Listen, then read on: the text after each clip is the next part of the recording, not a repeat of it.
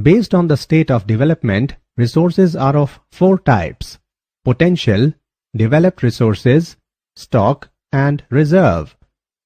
Click on the given tabs to know more about them. Potential resources. These resources are found in a certain region but may not have been utilized. For example, Rajasthan and Gujarat have enormous potential for the development of wind and solar energy, but these have not been utilized so far or have not been fully exploited. Developed resources. These resources have been surveyed and their quality and quantity have been determined for utilization. It now depends on the available technology and its feasibility to utilize these resources. Stocks. The resources are obtained from our environment. They may have limited stocks available for use. It may also be possible that we may not have the appropriate technology to mine these resources. Therefore, these resources are included in the stock. For example, water is a rich resource of energy. Reserves. These resources are in stock and can be put to many uses with the help of available know-how and technology. For example, we have the know-how of using the stocks of water generating electricity called hydroelectricity. The potential may be large or small depending on the cost involved and need. These water resources can be utilized to a limited extent.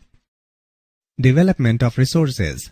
Human beings use these resources indiscriminately because they consider them to be mere gifts of nature. Resources were accumulated by a few greedy individuals or nations. That is why today we have a problem of rich and poor nations, of haves and have-nots. The indiscriminate utilization of resources has created ecological problems at global level. Some of these problems are today threatening the very survival of mankind.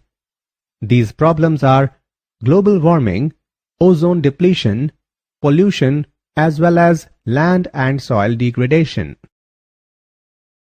Essential steps for development of resources. Sustainable use. For the development of resources, their sustainable use at national and international levels is necessary. It is only through sustainable use that we can ensure equitable distribution and rational use of resources. Protection of resources. Conservation has become very important because of huge population growth and environmental degradation. The demand for resources has also risen considerably on account of higher standards of living and rising consumption patterns. This is essentially true in the case of Western countries where consumption patterns today are extravagant, cornering and wasting a lion's share of global resources. Stabilizing prices. Increased demand for resources and their short supply tends to push up prices. The fear of exhaustion leads to undesirable practices like hoarding and black marketing, which send prices shooting up. Therefore, it is necessary to have a coordinated resource policy to keep prices in check. Problem of wastes and pollution. The exploitation of resources leads to accumulation of huge wastes in the environment.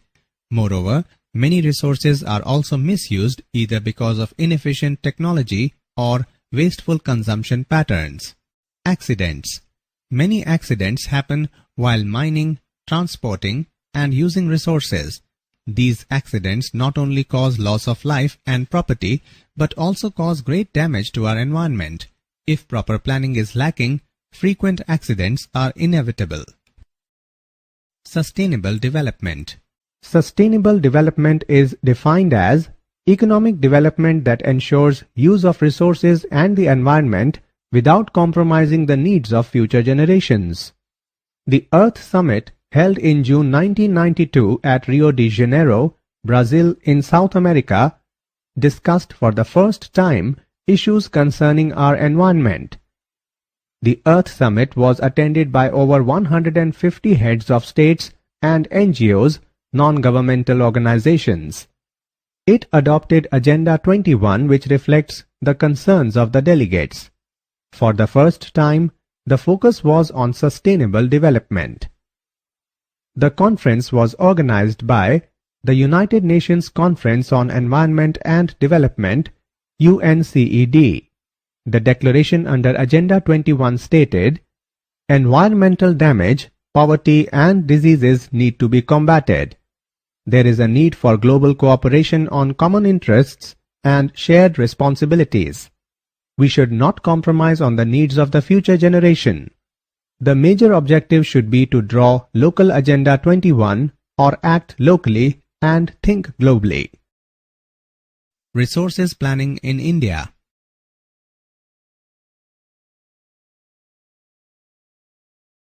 Essential steps to resource planning in India. Inventory of resources. We have to keep size and type of resources available across the regions of the country in mind. We have to identify the available engineering know-how and technology and do surveying, mapping, etc. Planning structure. We have to evolve a proper planning structure and on the basis of available appropriate technology setup, formulate resources development plan. Development goals. It is essential to match national and regional goals and prepare plans accordingly. This will help to avoid intra- or inter-regional conflicts. Human exploitation. We have to ensure that resources are not exploited wrongly in a particular region. For example, the forest resources will need more conservation measures than their exploitation. Appropriate technology.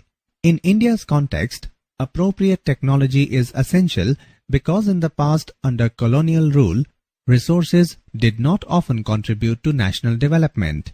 It is only with the help of appropriate technology that certain shortcomings on account of history of the subcontinent can be overcome.